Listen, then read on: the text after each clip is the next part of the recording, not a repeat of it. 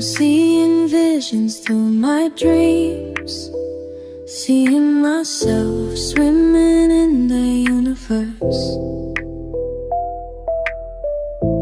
My ancestors gave me gifts to read cards, predict and heal.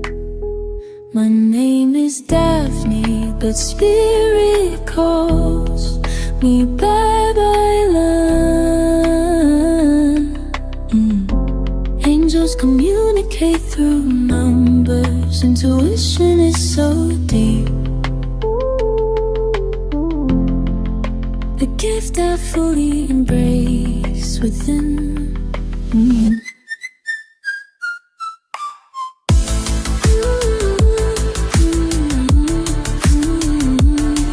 Hi everyone, welcome po sa inyong almost personal reading. I want you to know that this is a general reading, so you may resonate po sa buong reading na ito or baka konti lang. Take what's only yours. I also want you to know that this is a timeless reading.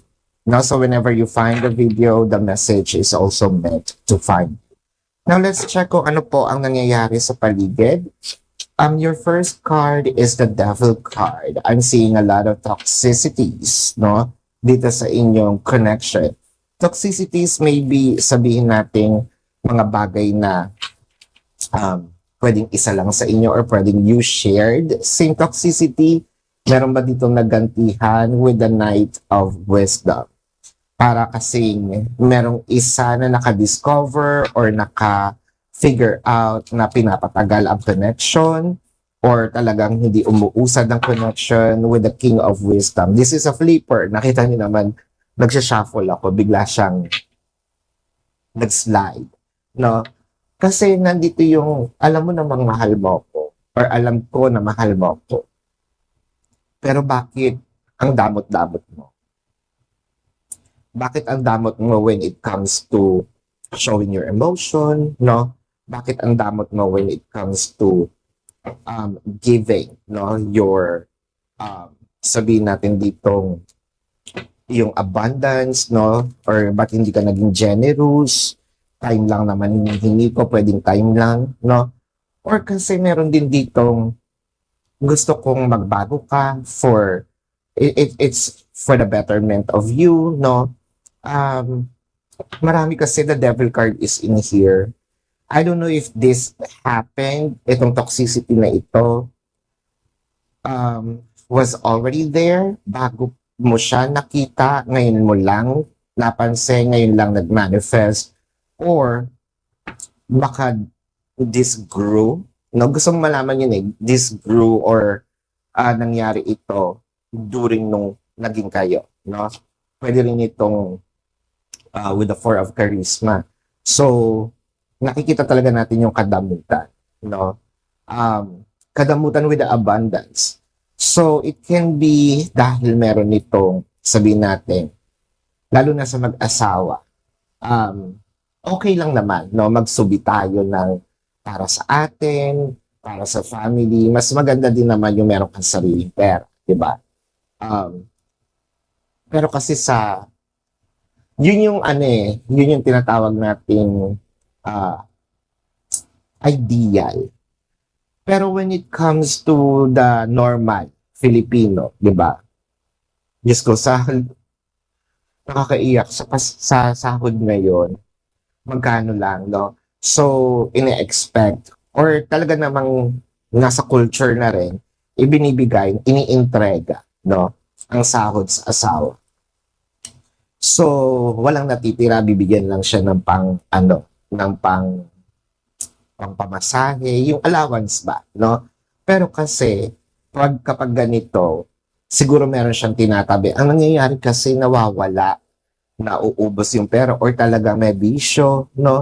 Kasi with the Devil card in here, baka ginagamit naman sa bisyo, kaya siguro nagkakaroon din. Now, I get it. Kasi kung chinachane yung pera, para lang sa bisyo, kahit sino naman, manggigigil, di ba? I mean, lalo na kapag mag-asawa tayo or kapag may anak, anong klase naman yan, no? Mas priority ang bisyo, so with the Wheel of Fortune. So, talagang meron tayong problema when it comes to the abundance. And probably this is leading to money matters, no? Money talaga ang nagiging, yung parang naging issue. Hindi dahil gusto mo kunin yung pera niya, kung hindi gusto mo na mag-improve, no? Syempre buhay niyong dalawa or kahit buhay na lang niya. Pero kasi with the Queen of Intelligence, now nandito na, parang syempre, siguro no, dinaan mo sa santong dasalan, ngayon nasa santong paspasan ka na, which I feel like, parang feeling niya ngayon is nagiging kontrabida ka. So, nakikita natin dito na yung puso mo is mabuti, no? Gusto mo kasi mapabuti siya. Syempre, mahal mo siya. Pero ang tingin niya sa'yo, kaaway. Ang tingin niya sa'yo, kalaban. Tingin niya sa'yo, kontrabida. So, hindi nagmamatch yung pace ninyo or yung wavelength ng pagkakaunawa. Why someone is doing this, why I need to do this. It may be, hindi ko masasabing communication, comprehension na to, no?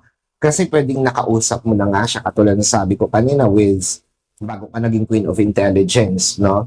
Siguro, you become a Queen of Hearts muna. Pero parang wala nga natututunan or naririnig si person. So, nag-escalate na ito into the Queen of Intelligence. The Ten of Charisma. Parang feeling ko meron ka din ditong ginawa na mirror by energy niya. So, ikaw naman, dumiskarte ka, sinusuboy mo na rin. Sinisikreto mo na din. Dahil hindi ka nabibigyan, sinisikreto mo na din. And I think that makes sense, no? Ito na iintindihan ko. Bakit? Hindi mo naman ako binibigyan. So, gagawa ko ng paraan. Ano kung ngangako, aantayin lang kita, no? Sa normal na Pilipino, no? Karamihan, halos lahat. Hindi tayo nabibigyan katulad ng ibang opportunity sa ibang bansa, di ba? At hindi rin naman tayo nakakatanggap ng sapat na suporta, no, sa ating government. Nako, walang halong politika to, ha. Nasa news naman yan, di ba? Nakaw dito, nakaw doon, so sa ibang bulsa na pupunta. With the Eight of Wisdom, so parang nawawala na yung feeling mo, nawawala na rin yung gana mo, the Judgment, and the Temperance. So parang feeling ko nandito ka na lang sa hanging by a thread. Iniintindi mo na lang siya pero yung PC mo maikli na. Yung PC mo hindi na siya katulad ng dati. At pakiwari ko, sumasagi sa isip mo na wala pa naman yung pagsisisi, pero parang papunta na doon, no? Parang papunta na rin doon sa parang ayoko na dito sa connection na ito, no? Ay, ang hirap kapag walang opportunity, no, na nagbubukas para sa atin. Apektado lahat, even the relationship. So this is your reading.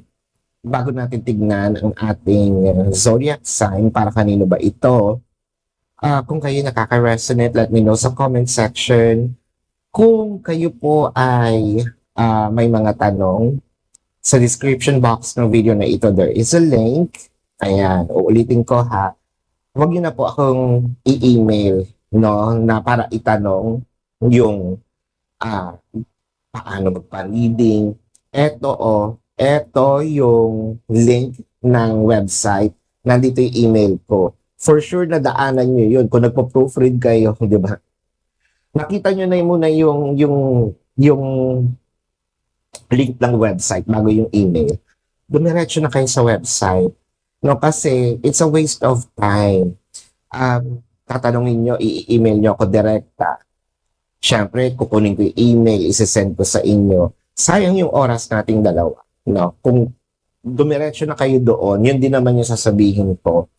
Kasi madami tayong inquiries, madami tayong reading, personal man yan, video, email, no? Ginagawa natin yan. So, wag na natin dagdagan ang pahirap, no, sa isa't isa. Kung gusto niyo talaga magpa-reading, diretso na kayo dun sa website. No? So, click that link. You will be routed to the website. Nandun po yung name, number, QR code, amount per question. Take advantage of the 4 questions plus 1 kasi discounted na po yun. And if you want to book a private reading, nandun din siya. Now, let's check the zodiac sign of the person. This can be their sun sign or a placement in their chart. Siyempre, reading nyo to, lalabas din ang inyong sun sign or placement ng inyong chart.